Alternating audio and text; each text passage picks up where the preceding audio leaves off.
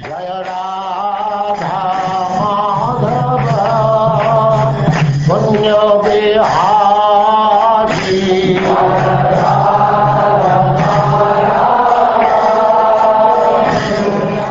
And now chapter 21, Instructions by Maharaja Pritu.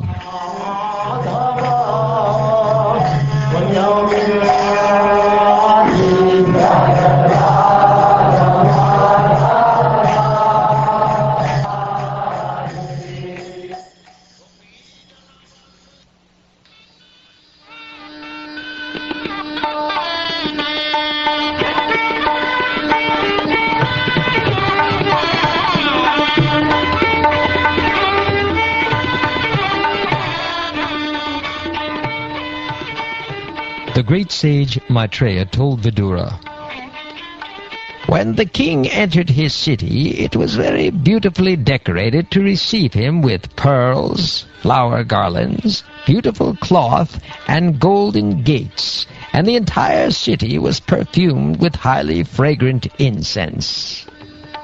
Fragrant water distilled from sandalwood and a guru herb was sprinkled everywhere on the lanes, roads, and small parks throughout the city, and everywhere were decorations of unbroken fruits, flowers, whetted grains, varied minerals, and lamps, all presented as auspicious paraphernalia. At the street crossings there were bunches of fruits and flowers, as well as pillars of banana trees and betel nut branches. All these combined decorations everywhere looked very attractive. As the king entered the gate of the city, all the citizens received him with many auspicious articles like lamps, flowers, and yogurt. The king was also received by many beautiful unmarried girls, whose bodies were bedecked with various ornaments, especially with earrings which collided with one another.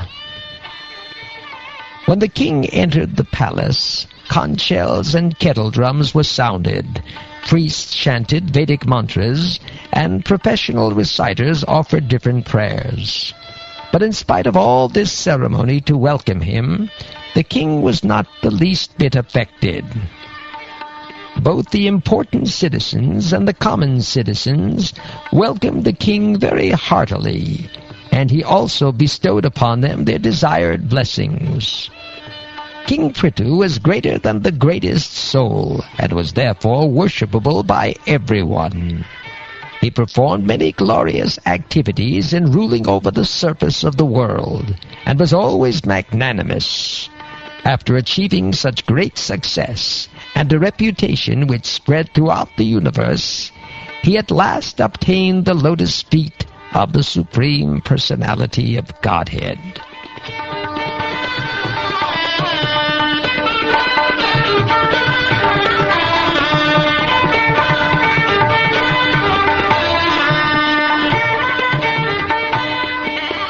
Sutta Goswami continued, "O Shonaka, leader of the great sages, after hearing Maitreya speak about the various activities of King Pritu, the original king, who was fully qualified, glorified, and widely praised all over the world, Vidura, the great devotee, very submissively worshipped Maitreya Rishi, and asked him the following question.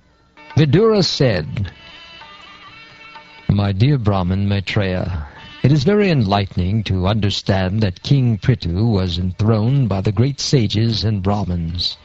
All the demigods presented him with innumerable gifts, and he also expanded his influence upon personally receiving strength from Lord Vishnu. Thus he greatly developed the earth. Prthu Maharaj was so great in his activities and magnanimous in his method of ruling that all the kings and demigods on the various planets still follow in his footsteps. Who is there who will not try to hear about his glorious activities? I wish to hear more and more about Prthu Maharaj, because his activities are so pious and auspicious. My dear Vidura, King Pritu lived in the tract of land between the two great rivers, the Ganges and the Yamuna. Because he was very opulent, it appeared that he was enjoying his destined fortune in order to diminish the results of his past pious activities. Maharaja Pritu was an unrivaled king and possessed the scepter for ruling all the 7 islands on the surface of the globe. No one could disobey his irrevocable orders but the saintly persons, the Brahmins, and the descendants of the Supreme Personality of Godhead, or the Vaishnavas.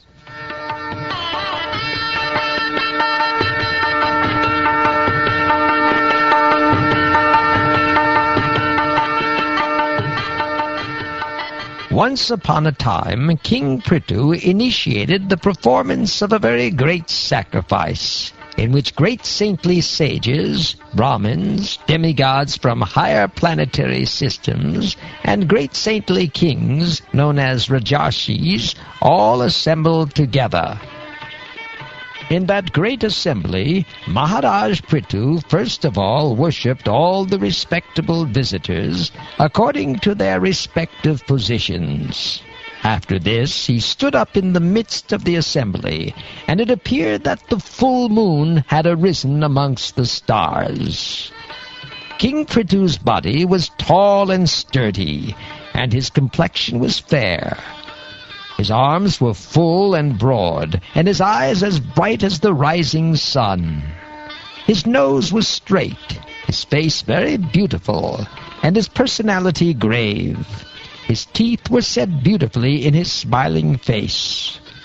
The chest of Maharaj Pritu was very broad, his waist was very thick, and his abdomen, wrinkled by lines of skin, resembled in construction a leaf of a banyan tree.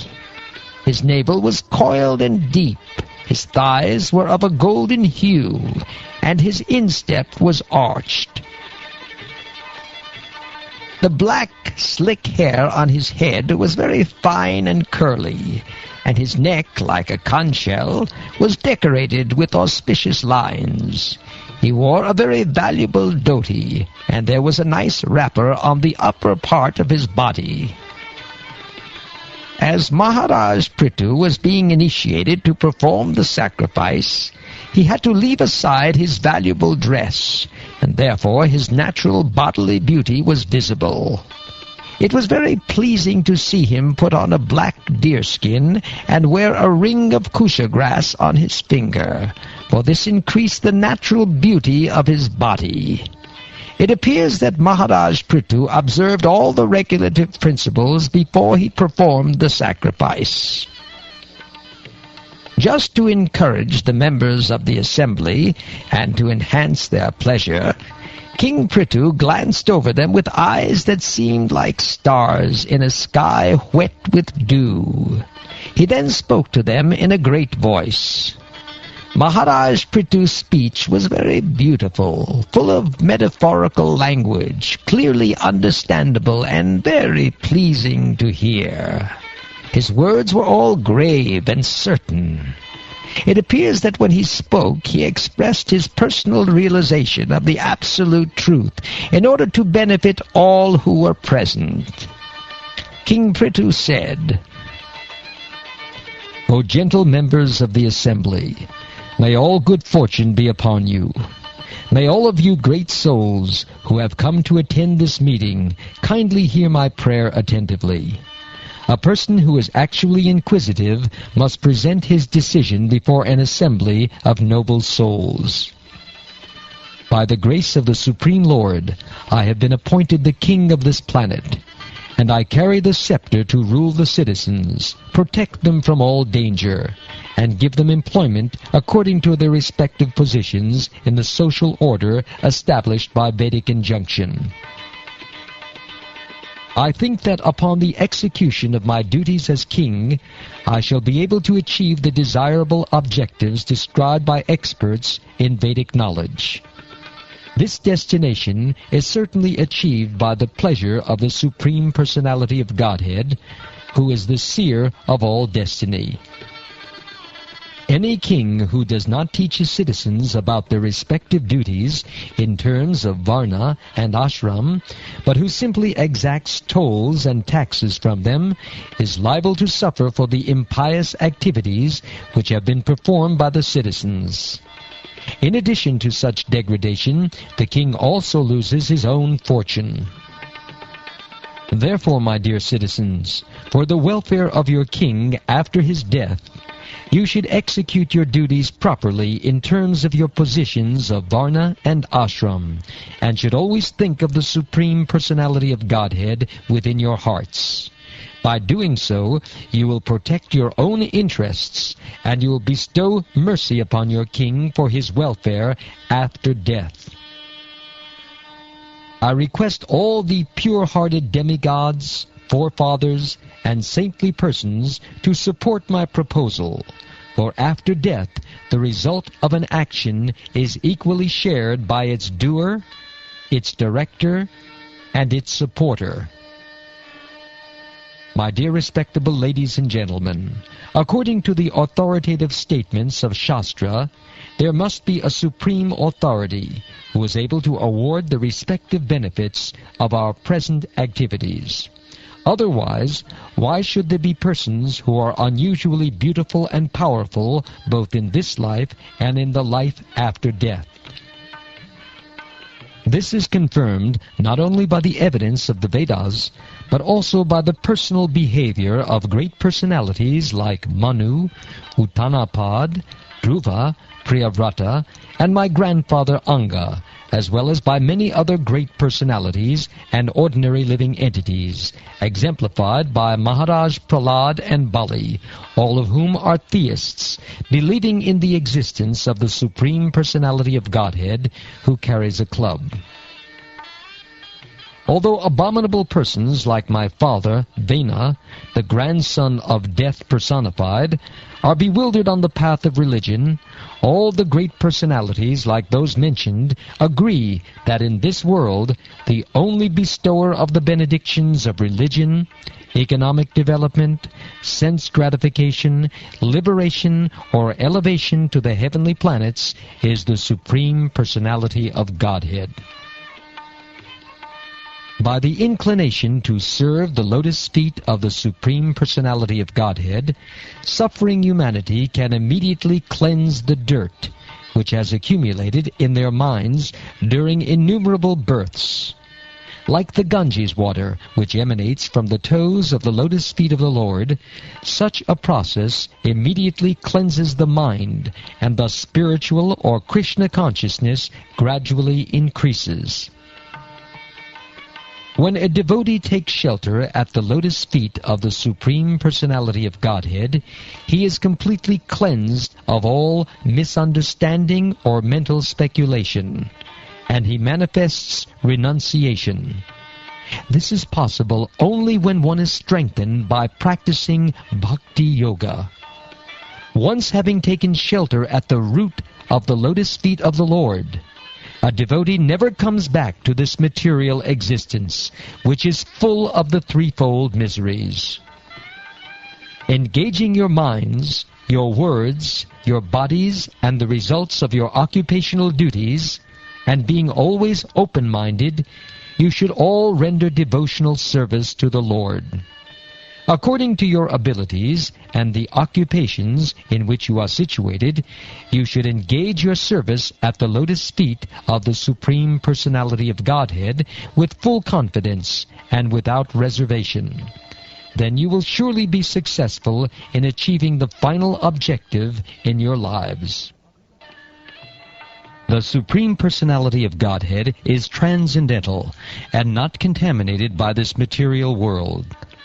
But although he is concentrated spirit soul without material variety, for the benefit of the conditioned soul, he nevertheless accepts different types of sacrifice performed with various material elements, rituals, and mantras, and offered to the demigods under different names according to the interests and purposes of the performers. The Supreme Personality of Godhead is all-pervading, but He is also manifested in different types of bodies, which arise from a combination of material nature, time, desires, and occupational duties. Thus, different types of consciousness develop, just as fire, which is always basically the same, blazes in different ways according to the shape and dimension of firewood. The Supreme Personality of Godhead is the master and enjoyer of the results of all sacrifices, and He is the Supreme Spiritual Master as well.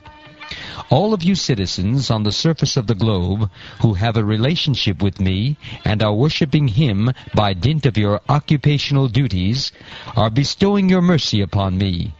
Therefore, O my citizens, I do thank you. The Brahmins and Vaishnavas are personally glorified by their characteristic powers of tolerance, penance, knowledge, and education. By dint of all these spiritual assets, Vaishnavas are more powerful than royalty. It is therefore advised that the princely order not exhibit its material prowess before these two communities and should avoid offending them.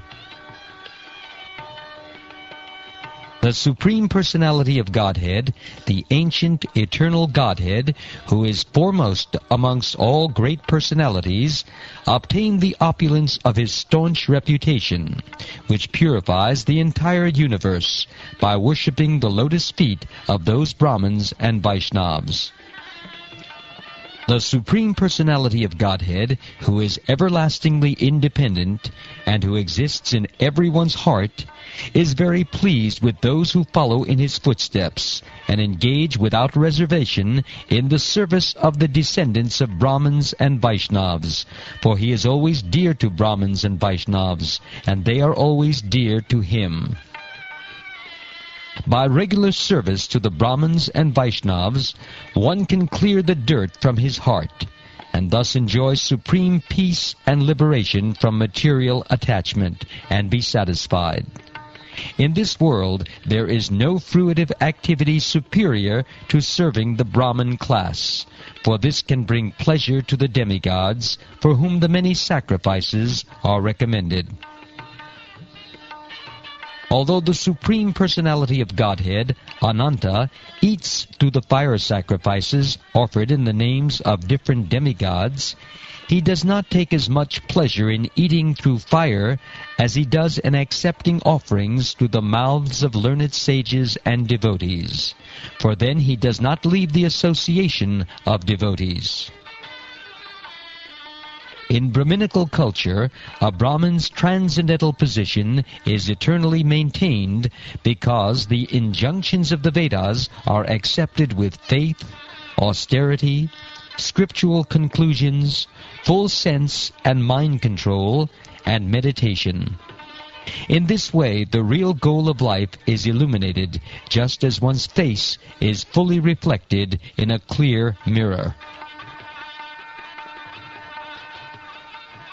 O respectable personalities present here, I beg the blessings of all of you, that I may perpetually carry on my crown the dust of the lotus feet of such Brahmins and Vaishnavas until the end of my life.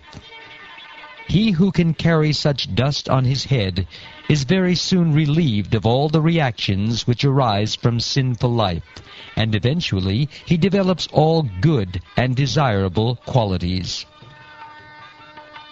Whoever acquires the Brahminical qualifications, whose only wealth is good behavior, who is grateful, and who takes shelter of experienced persons, gets all the opulence of the world. I therefore wish that the Supreme Personality of Godhead and His associates be pleased with the Brahmin class, with the cows, and with me.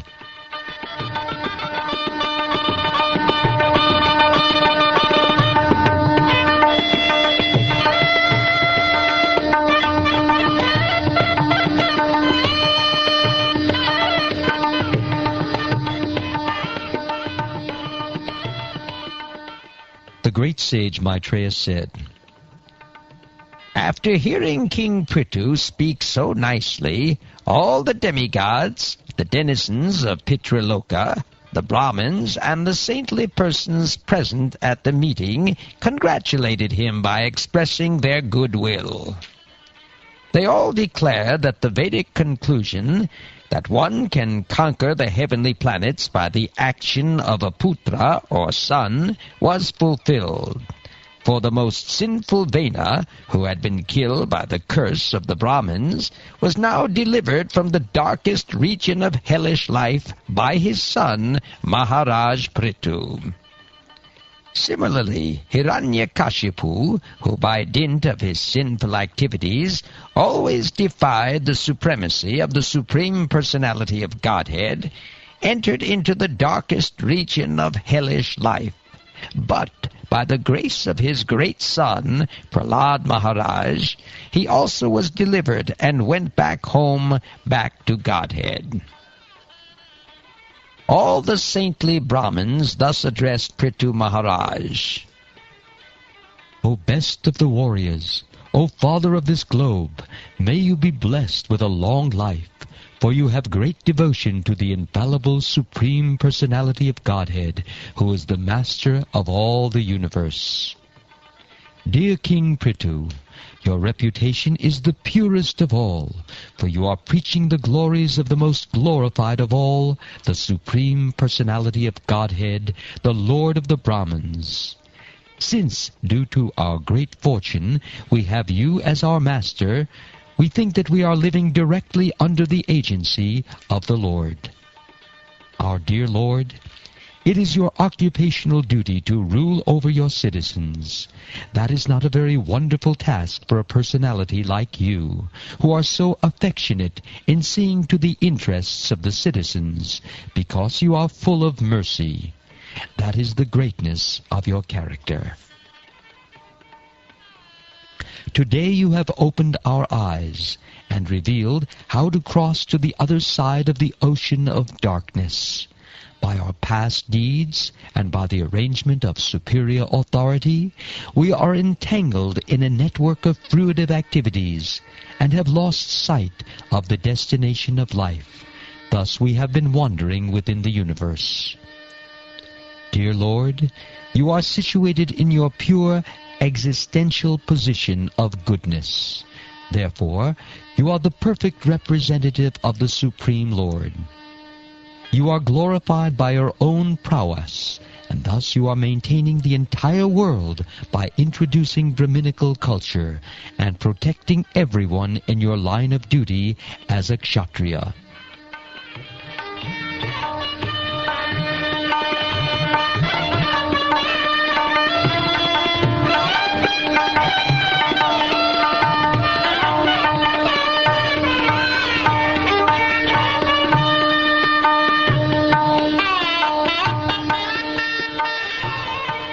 Thus ends the 21st chapter of the 4th canto of the Śrīmad-Bhāgavatam, entitled Instructions by Maharaj Pritu.